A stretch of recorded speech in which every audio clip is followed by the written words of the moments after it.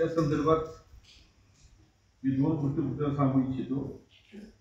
त्याला ह्या गावचं प्रेम काकडे कंपनीवर पाहिजेपट नाही हे मला सांगायची गरज नाही.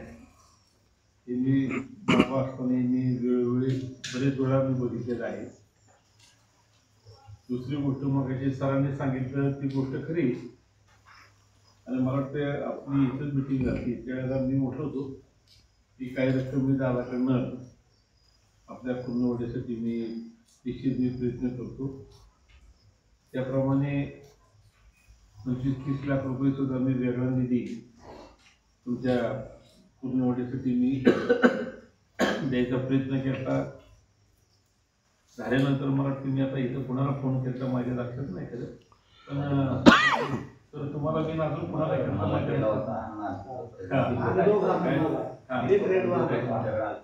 तर मला फक्त सांगायचंय काय की मी केला म्हणजे काय उपकार बिलकुल केला नाही. कारण तुमचं मुलं काकडे कंपनीवर प्रेम होते पहिल्या गोष्ट. दुसरी गोष्ट आजीदादांनी मला अशोकराव मुळकांचे तिथं कार्यक्रम होता. अशोकराव मुळकांचे आणि आपल्या घराची पहिल्या गोष्ट संबंधित तुम्हाला काही सांगायची गरज नाही. मी खरं म्हणजे जाणार नव्हतो कारण काही माळेगावचं इलेक्शनचा आणि मी होतो वैयक्तिक माझा तसा काही संबंध येत नाही. पण अशोकरावने फार आग्रह धरला की इथं दादा येणार आहे तर माझ्यासाठी तुम्हाला यायला लागेल. त्यामुळं मी म्हटलं ठीक आहे. आणि दुसऱ्या दिवशी मी तिथं गेलो. त्याची पाहुणे रावळे त्यांनी जगताप कंपनीचे सगळे पाहुणे रावळे असे सगळे एकत्र केले होते. 100-150 सभासद तिथं होते. आणि तिथं मला ते फक्त अजितदादा तिथं त्यांनी त्यांच्या नेतृत्वाखाली त्यांनी मार्गदर्शन वगैरे केलं.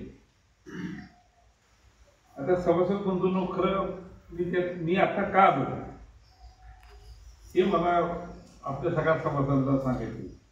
कारण हा झोन जो आहे हा काय मला ते सांगायची गरज नाही. खड्याच्या पलीकडं तिकडे ज्या जमिनी तिकडं माळेगावला सभासद आहेत बाकीचे सगळे सोमेश्वरला सभासद आहेत.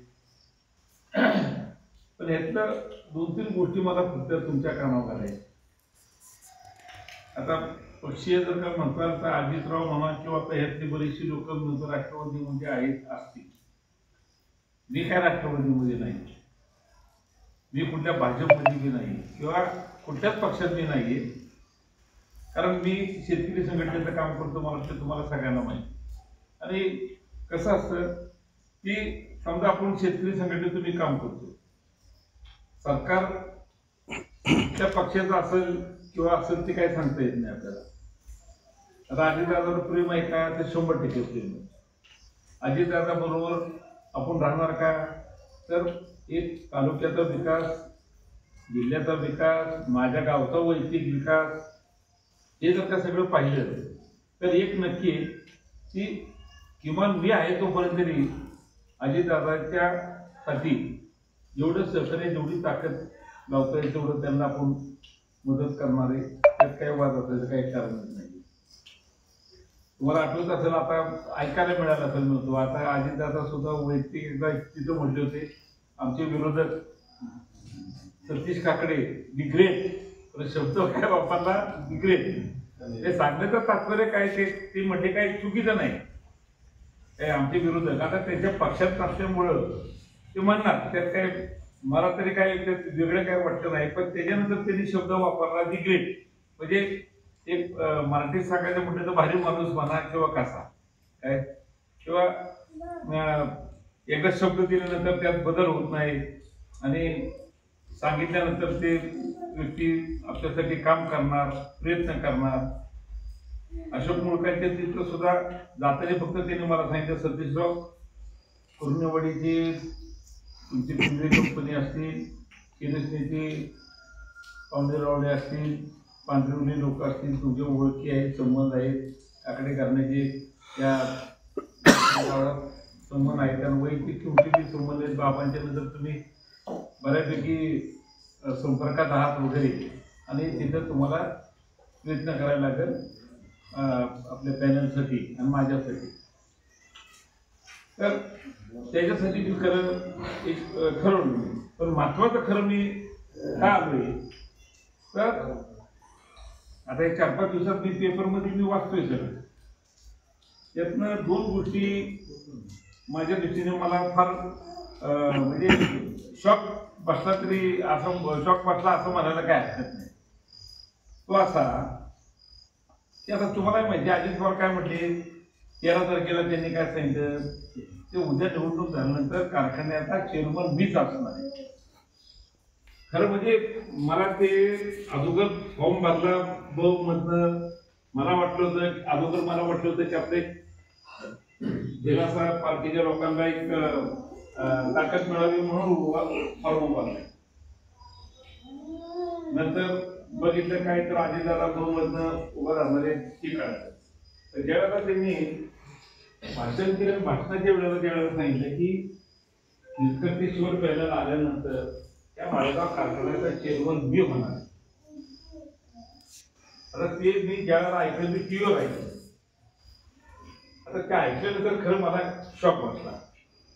मुतार साहेब आता तुम्ही ठरवायचे माळेगाव कारखान्याचं चेअरमन पद आणि आज अजित पवार राज्याचे उपमुख्यमंत्री या दोन्हीतलं पद महत्वाचं कुठलं आहे आणि ताकद कुठल्या पदात आहे.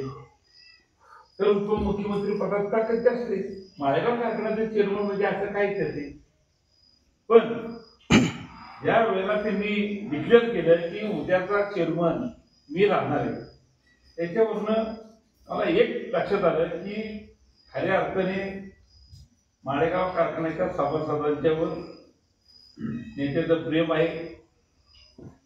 ज्या वेळेला चेअरमन मी राहणार आहे हे डिक्लेअर केल्यानंतर मला वाटतं आपल्या बारामतीच्या सगळ्या शेतकऱ्यांना सगळ्यांनाच माहिती की त्या माणसाकडे एकदा पद घेतलं किंवा अध्यक्षपद झाल्यानंतर तिथं दुधा भाऊ म्हणजे महाराष्ट्रासारखा आता मी जरी त्यांच्या पार्टीत जरी नसलो तरी सुद्धा मी स्वतः अनेक वेळा मी पाहिले की त्या नेत्याकडे दुधाभाव कधी नसतो आणि कामाच्या वेळेला कामच करणार.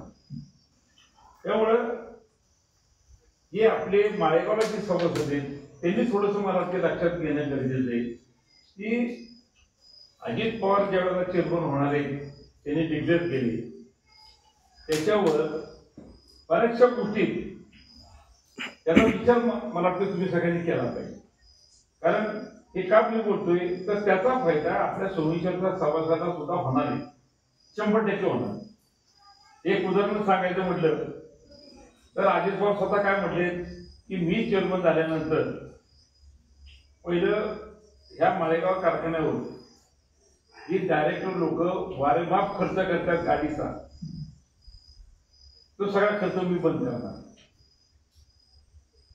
परत त्यांच्या तोंडातनं काय बोलणं आलं की गेस्ट हाऊसला जो काही खर्च होतो तो सगळा मी बंद करणार आहे. फार तर चहा मिळेल सीझन सुरू झाला तर तुम्हाला उसाचा रस मिळेल. तिसरा मुद्दा दादा काय म्हटलंय की नोकर भरती तसं मगाशी मला त्या अजितरावनी सरांनी बी विषय घेतला आणि मी ऐकून आहे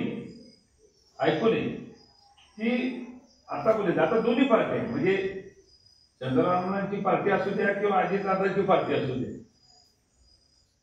दोन्ही पार्टीकडून जे सभासद कामगार मी घेतले जातात माझ्या जवळचा कोण आहे का माझा पाहुणा रावळा माझ्या बहिणीचा पोरगा नात्यातली लोक घेते. काय काय तर असं काय काय मिळतं माझ्यापर्यंत आलेले की काय काय संचालक तर 2 लाख 5 लाख बी घ्यायचे. म्हणजे ह्या गोष्टी जे आणि मग तुमच्यासारख्या ती आता पूर्णवटीचं जी काय तुम्ही दुखणं माझे पैसे सांगितलं लक्षात का की जी गोष्ट खरी आतापर्यंत गेले 25-30 वर्षात कामगार भरती जर ज्या पद्धतीने झालेलं आहे किंवा होतंय त्याला 100% अजित पवार अध्यक्ष झाल्यानंतर त्याला बसणार हे नीट लक्षात ते वशिलेबाजी वगैरे वगैरे सगळं बनवणार. तुम्हाला काय त्याचा स्वभाव माहिती झाला काय मला ते त्यात काय जास्त सांगायची गरज नाही.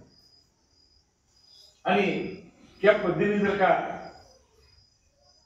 आता ती पद्धतीने म्हणण्यापेक्षा मला वाटते ती जागा झाल्यानंतर ते होणार ते जागा करणार ती काय लबाड बोलणारी व्यक्ती नाही, की काय जे आहे ते तोंडावर बोलणारी व्यक्ती काय. मला वाटते या गोष्टी काय अजितदादाबद्दल मी तुम्हाला सांगायची गरजच नाही. पण या ज्या गोष्टी ज्या आतापर्यंत गेले 25-30 वर्षात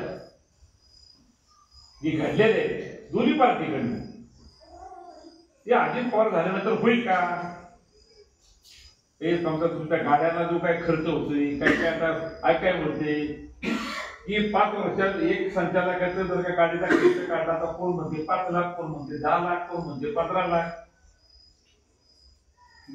जेवणाचा बिवणाचा जो काय तो तर ह्या गोष्टी ज्या आहेत ना हे अजित पवार आल्यानंतर ते सगळं बंद होणार आहे.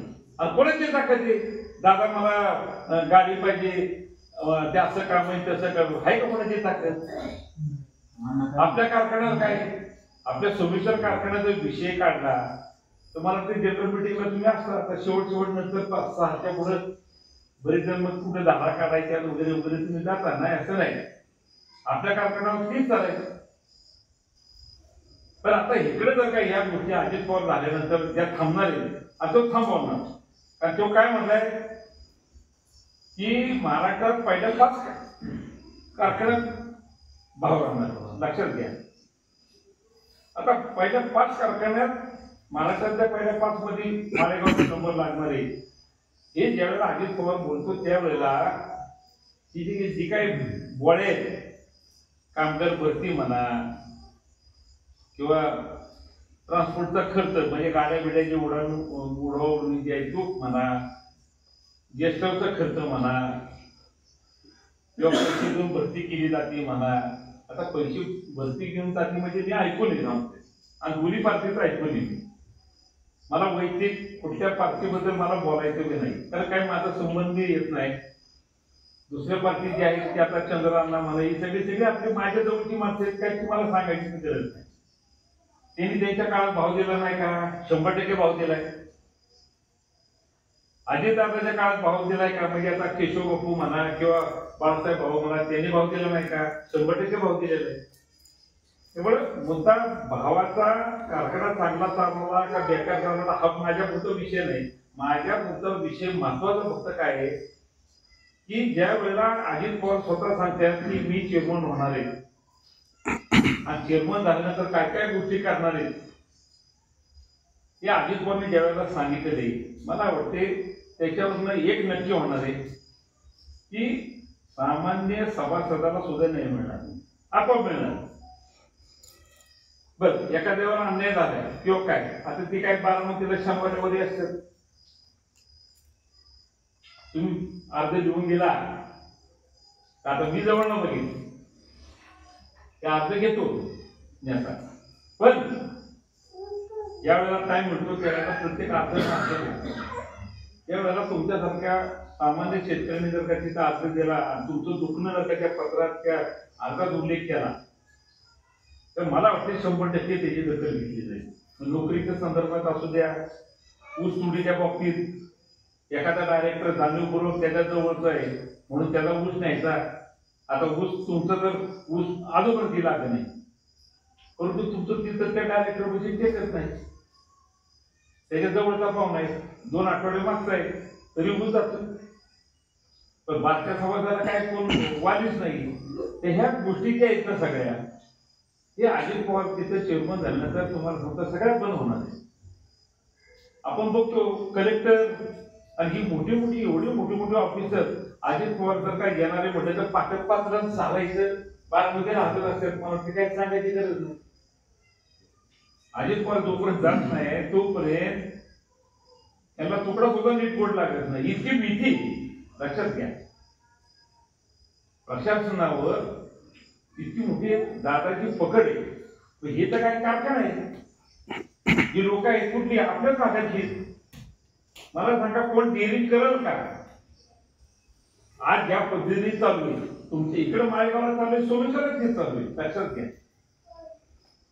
पण दादा जर का चेअरमन पद जर का मिळालं तर ह्या सगळ्या गोष्टी मला वाटते सगळ्या बंद होणार आहे.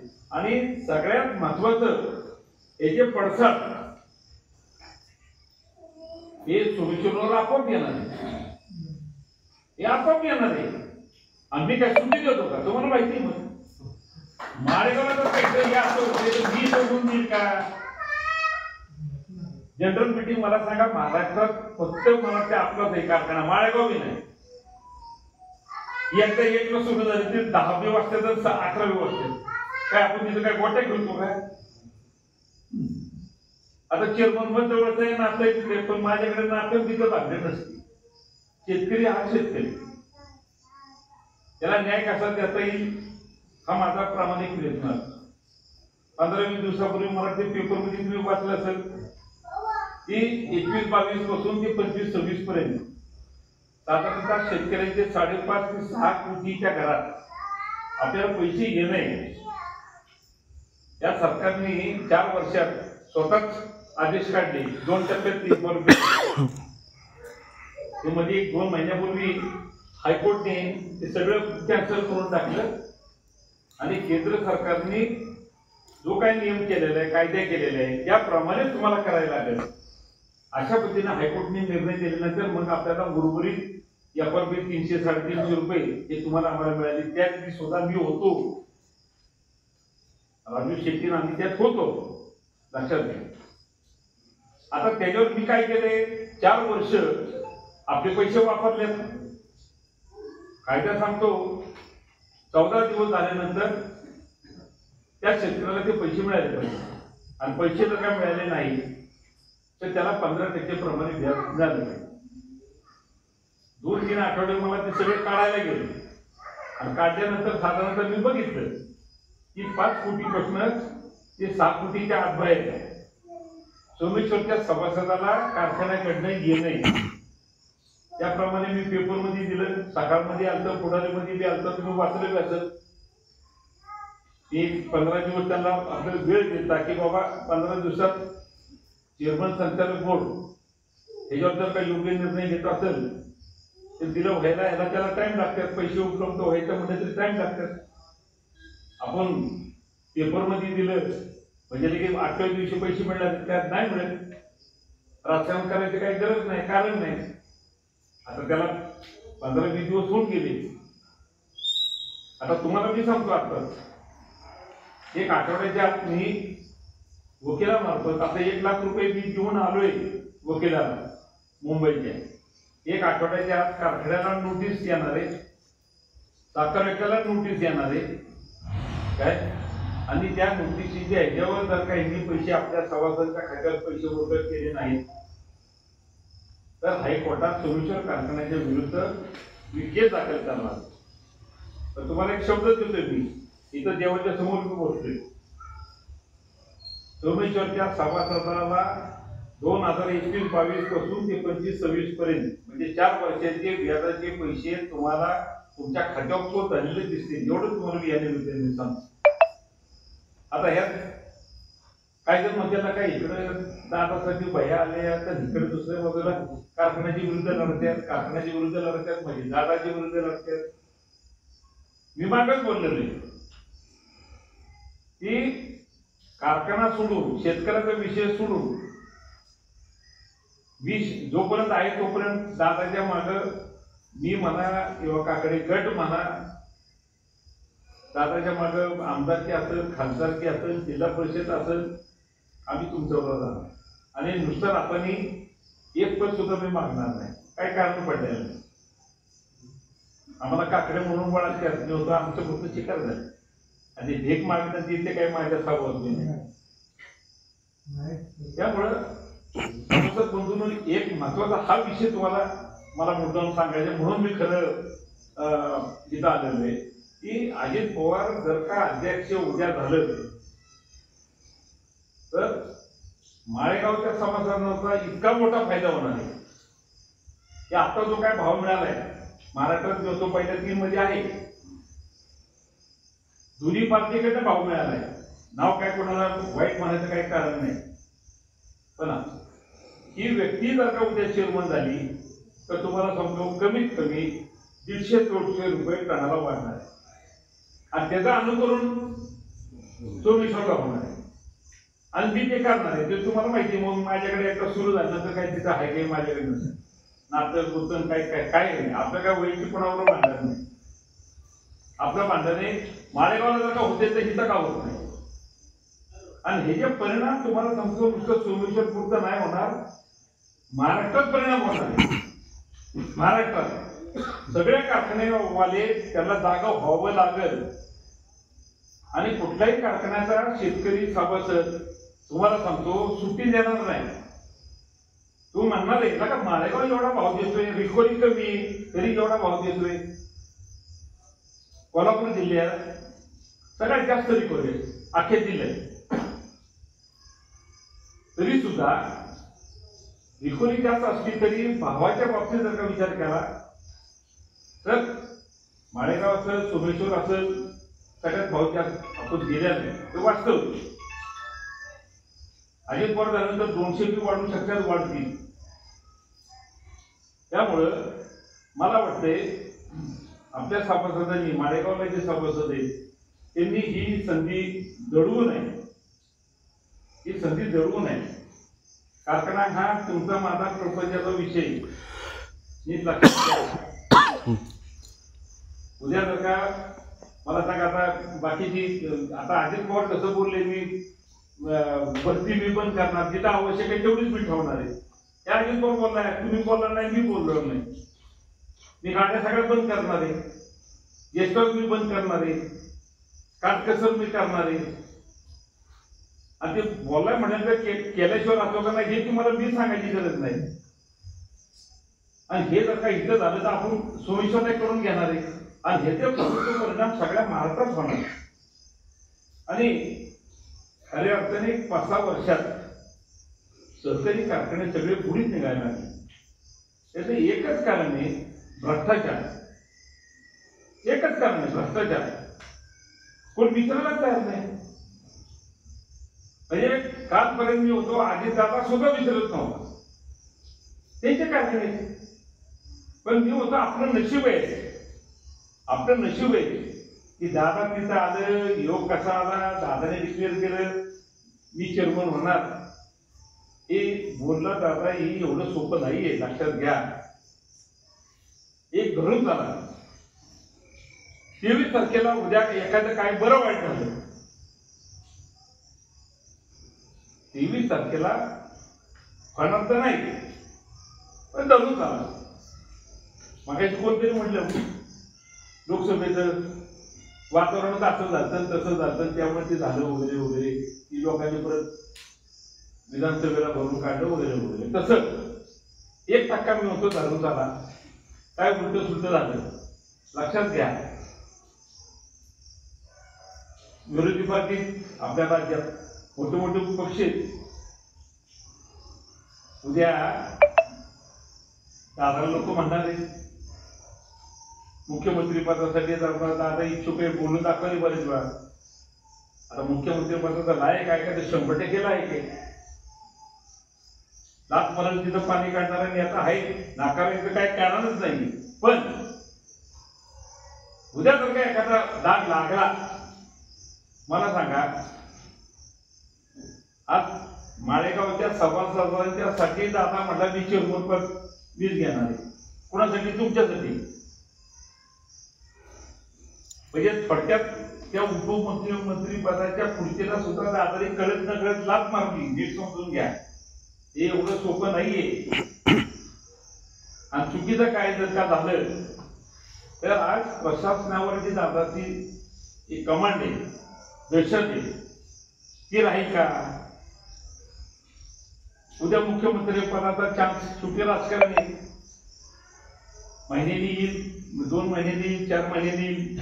त्यावेळेला हा विषय जर का आला तर काही विरोधी पक्ष म्हणणार तुम्हाला तुमचा कारखाना तुम्हाला पॅनल तुम्हाला निवडून आणता आलं नाही तुम्ही कुठे निघाला त्याची अध्यक्षपद मुख्यमंत्रीपद घ्यायला ते म्हणणार आहेत. आता दादाला म्हटले म्हणजे आपल्याला म्हटले हे नीट समजून घ्या. आपला शेवटी आपला व्यापार नाही ना चालू केला. ही गोष्ट आता दादाला आपण कमीपणा करून द्यायचंय का कमीपणा द्यायचं का हे तुम्ही ठरवायचे, लक्षात घ्या. मी मगाशीच म्हटलं मी तर विरोधक आहे. आता मी त्यांच्या पक्षात नाही, दादाच म्हणतोय त्यात काही चुकीचं नाही, आणि मी म्हणतोय आम्ही कुठल्याच पक्षात नाही. पण माझ्या सरकारला सुद्धा ते दादाने स्टेटमेंट केलं, माझ्यासारखं असतं तर मी बोललो नसतो. कारण ही डेअरिंग आहे, हे सोपं नाहीये. आणि तुम्ही आणि जर का निवडून तर देणार आहे, आपण दिलं, मी म्हणतो संधी द्यायला काय हरकत आहे. लक्षात घ्या, सगळ्यांनीच विचार करा. कारण ह्या गोष्टी उद्या दादाकडनं झाल्या काय ते होणार आहे, ते काय मागं पुढे ते एका भानगड नसते. आणि त्याचा फायदा कोणाला होणार आहे? आपल्याला होणार आहे, सोमेश्वरला होणार आहे, महाराष्ट्राला होणार आहे. आणि एक सरकार जी मुडीत निघायला लागले त्याला आपोआप एक प्रकारचं त्याला शव वाटणार आहे. आणि सगळे सहकारी कारखाने सुद्धा चांगल्या परिस्थितीत येणार आहेत, यावंच लागेल त्यांना. कारण त्या कारखान्याचा सभासद त्या चेअरमनला, त्या बॉडीला, त्या बोर्डाला सुट्टीच देणार नाही. आता का अजित पवार त्यांना का खाजगी त्याचा आहे, सहकारीचा मी चेअरमन आहे, नका एक नंबरचा भाव दिला, तुम्हाला काय दिलं ते होणार आहे आपण. त्यामुळं माझी तुम्हाला सगळ्यांना कळकळीची विनंती की ही ज्या काय गोष्टी मी तुमच्यापाशी मी बोललोय त्याचा थोडासा विचार तुम्ही सगळ्यांनी करणं गरजेचं आहे. आणि हे जर का आपल्याला अख्ख्या महाराष्ट्रात शेतकऱ्यांना जर का तुम्हाला आपल्याला सुखी करायचं असेल तर दादांनी जे सगळ्या माळेगावच्या सभासदांच्यासाठी जे फार मोठी रिस्क घेतलेली लक्षात घ्या. उद्या ह्या गोष्टीत चुकीचं काय झालं तर दादाला मुख्यमंत्री पद सोडा की नेता वैतागला तर ते तिथे आलं तो घरी येऊन थांब. आणि उद्या घरी येऊन जर का थांबला तुम्हाला सांगा तालुक्याचं काय होणार आहे? तुमची आमची कामं होणार आहेत का? बघायची सर म्हणजे 5-25 कोटी रुपये मिळाले, लक्षात घ्या. 10 लाख तरी मिळतील का तुम्हाला? माझ्यासारख्या गावात विरोधक समजा गडीवर आता किती पैसे दिले आणि काय तुम्हाला जर का मी आकडा सांगितला तर तुम्हाला खरं वाटणार. मला वाटतं 70-80 कोटीच्या पुढे दिले. आता ह्या 4 महिन्याच्या आधारे मला किती दिले? 8 ते 9 कोटी रुपये दिले. 8 ते 9 कोटी कशाला म्हणतात? बाबांच्या नावानं मी शाळा काढली, बाबांच्या नावानं मला 50 लाख रुपये दिले. दुसरं एक मी सांस्कृतिक भवन काढतोय 1 कोटी रुपये दिले. नाही ते मशीद तो विषय वेगळा आहे. मी म्हटलं ना मी 8 कोटी रुपये मला ह्या 4 महिन्यात दिले. लक्षात घ्या. मला सांगा आता मी कसं मी म्हणेल? अरे तो बाबुराव ठाकरे तर शरद पवार ह्यांचा क्रॉस होता. अरे पण ह्यो या नेत्यांनी बाबांचं नाव बघतोय तरी पैसे दिले. म्हणजे मी एवढंच समजतो नेता काकडे पवार जे भांडणे पूर्ण विसरलाय. डोक्यात थोडंफार असतं तर पैसे दिले नसते, कमी दिले असते. समजा हे 7-8 वर्षात बघतोय त्या माणसाचं काम आणि याचा शब्द दिला तर त्यात बदल होत नाही. आता एकंदरीत ही परिस्थिती. त्यामुळं माझी सगळ्यात आता जेवढी काय तुम्ही इथं उपस्थित आहात माझी तुम्हाला सगळ्यांना विनंती की दादाने जी डेअरिंग केलेली ती इलेक्शन झाल्यानंतर मी चेअरमन होणार आपल्याला ते महत्वाचं आहे.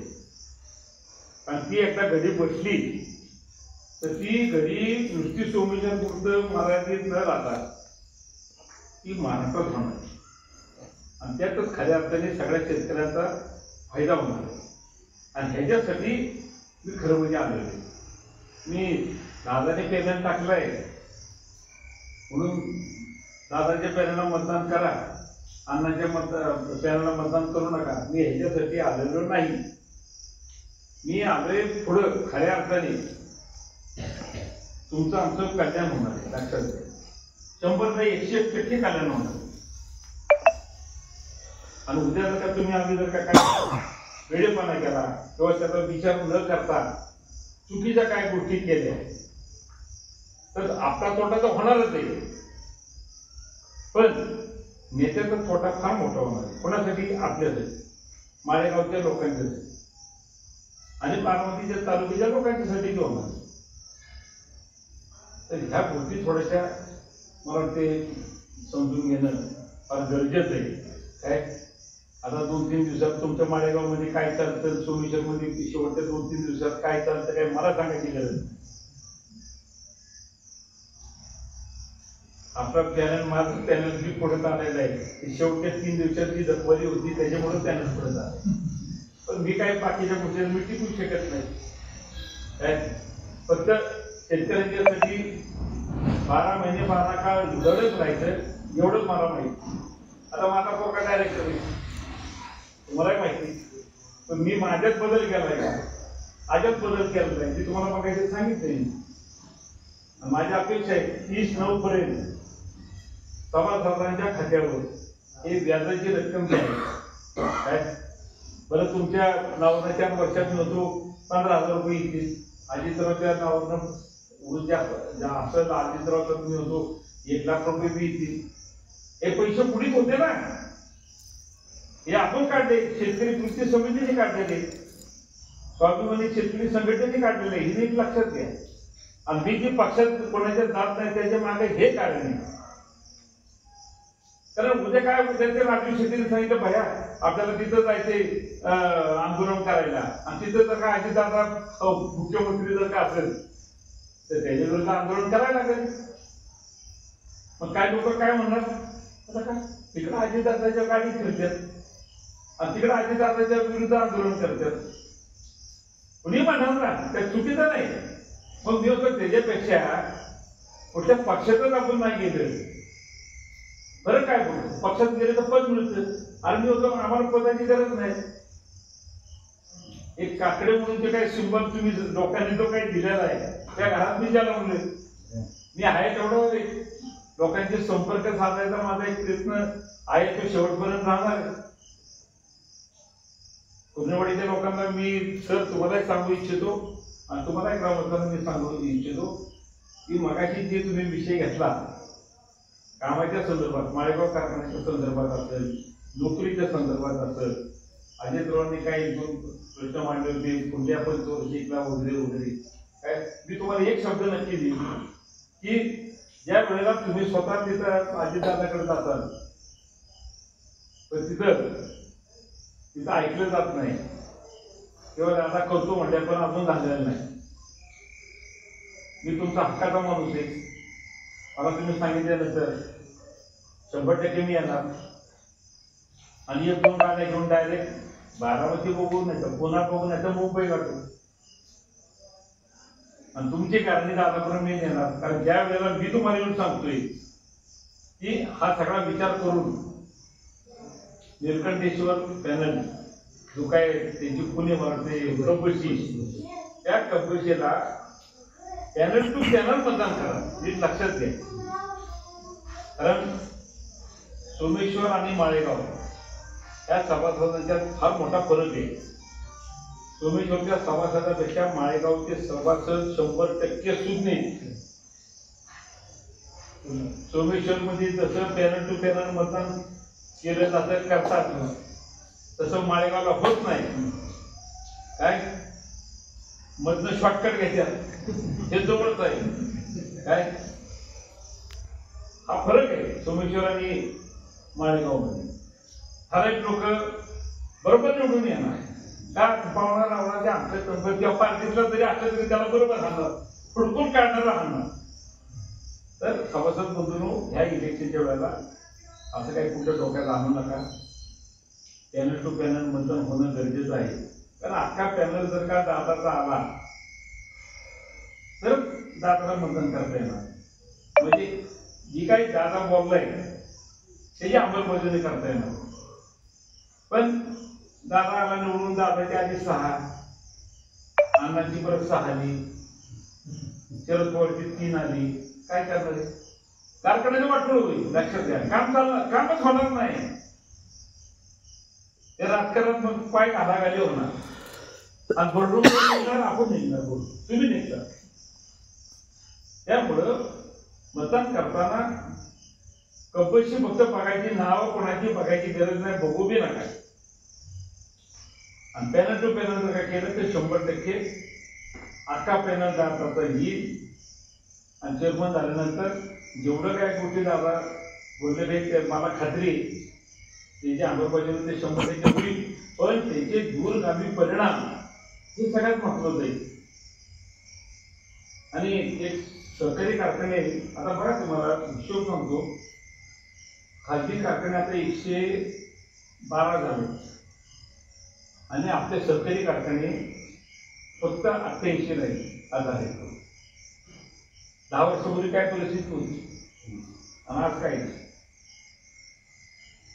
आणि वर्षातून वर्षात प्रत्येक वर्षी 2-3 कारखाने लिक्विडेशन मध्ये निघाले सहकारी कारखाने.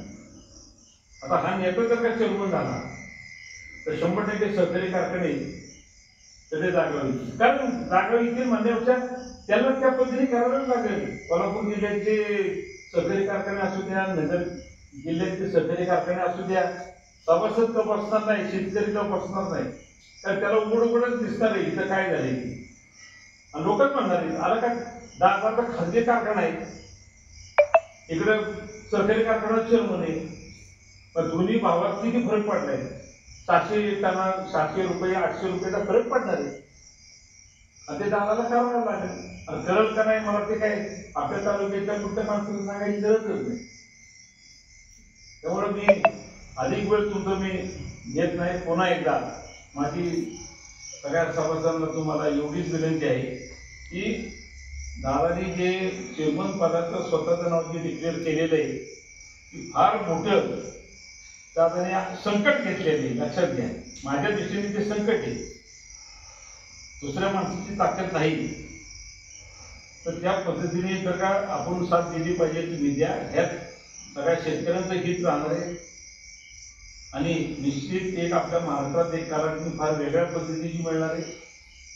पूर्णवडीसारख्या गावाची आतापर्यंत कधी दखल समजा मालेगाव कारखान्यातली लोक घेत नव्हती ती दादाच्या रूपाने आपोआप तिची दखल घेतली जाणार आहे. आणि मी तुम्हाला शब्द दिलाय पुन्हा एकदा सांगतो की मला तुम्ही हक्काने निरोप दिला की मी इथं येईल. इथं बसल्यानंतर नेमकं काय दुखं नाही काय नाही अजितराव तुम्ही सगळ्यांनी मला सांगितल्यानंतर आपण वाट ठरवू. आणि मी तुम्हाला तिथं न्यायचं काम फक्त मी करेन. लक्षात घ्या तेवढं फालतू मी बोलणार नाही तुम्हाला. मी पण नोकरी लावतो माझा काही संबंध नाही त्या माळ्याचा. दोन्ही माणसं चांगली आहेत, दोन्ही पॅनल चांगले आहेत, भाव चांगले दिलेले आहेत, संचालकी आता उभे आहेत, सगळी जवळचीच आहेत. त्यामुळे कोणाच्या बद्दल वाईट बोलायचं कोणाच्या बद्दल चांगलं बोलायचं त्यामुळे मला ते टाळायचे. कारण काय बोलायचं काय कारणच नाही. तुम्हाला वाटतं मी जेवढं काय तुम्हाला समजून सांगायचा जो काही प्रयत्न केलेला आहे तो मला वाटते तुमच्या सगळ्यांच्या लक्षात आलेला असेल. आज तुम्ही जरी 5-25 जण इथं जरी दिसत असलं तरी मला वाटते घरातले परत 1-2 जर का झाली तर 70-80 तर नक्कीच झालेली असणारच आहे तुमची. तर ती कोण राहिल्या त्या लोकांना माझी तुम्हाला विनंती राहील की त्या सगळ्या सभासदांना इथं नाही त्याचा ह्या गोष्टी समजून नाही. आता अजितदादासाठी मी आलोय इथपर्यंत बरोबर आहे, इथपर्यंत ठीक आहे. पण त्याच्या मागं का तुम्ही अजित पवारच्या मागे जायला पाहिजे जा त्याची कारणं काय हा महत्वाचा विषय माझ्या दृष्टीने होता. आणि तो मी तुम्हाला थोडक्यात सुटसुटीत सांगायचा मी प्रयत्न केलेला आहे. ह्याचा लाभ तुम्ही आम्ही सगळ्यांनी घेतला पाहिजे घ्यावा अशी मी तुम्हाला विनंती करतो. आणि शेवट पुन्हा एकदा मी सांगेन की अजितदादाचा जो निलकंठेश्वर पॅनल जो आहे की ज्याची खूण कबशी आहे तर त्या कबशीचं कुठलाही उमेदवार नाव देऊन न बघता कबशी तिथं दिसत तिथं कबशीवर मारा. 23 तारखेला 100% कुठल्या गावाने कुठं मतदान केले हे काय मला ते तुम्हाला सांगायची गरज नाही, हे कळणार आहे. आणि मगाशी मला ते सर मगाशी बोलले की किती पैसे दादाने दिले वगैरे वगैरे याचाही विचार थोडा ग्रामस्थ तुम्ही विचार करा की ज्या पद्धतीने आता मी पूर्णवडीत आज देत नाही त्यावेळीची पूर्णवडी त्यांना आत्ताची पूर्णवडी जर का बघितलं तर जमीन असणार तर बरं. रस्ते बिस्ते जर का बघायचं एकदम शॉपमध्ये सगळं काम चालले. म्हणजे मला वाटते असं जर का झालं तर मला वाटते माझ्या गावाच्या पुढे जात आहे का काय जायला पाहिजे. नाही तुमची व्यक्ती चांगली जायला पाहिजे. तेव्हा ह्या निदान काटापुरतं जर का बघितलं ते काय 150-200 मतं जी काय तुमची आहेत ती जर का एक कट्टा मतं कशी पडतील हे थोडंसं तुम्ही बघा. त्याचा फायदा कारखान्याच्या माध्यमातून होईलच होईल, पण विकास कामाच्या दृष्टीने सुद्धा गती मिळेल आणि त्याचा फायदा कोणाला तुम्हालाच मिळणार, त्या मला मिळणार नाही. मी फक्त तुम्हाला सांगायला आलो. तो अधिक वेळ मी तुमचा घेत नाही. आता पाऊस दिवस असताना सुद्धा तुम्ही 25 जण इथं जमलाय. फक्त हे उद्या परवा 2 दिवसात सगळ्या लोकांच्या पर्यंत कसं जाईल हे थोडंसं तुम्ही पहा. एवढंच बोलतो आणि इथं थांबतो.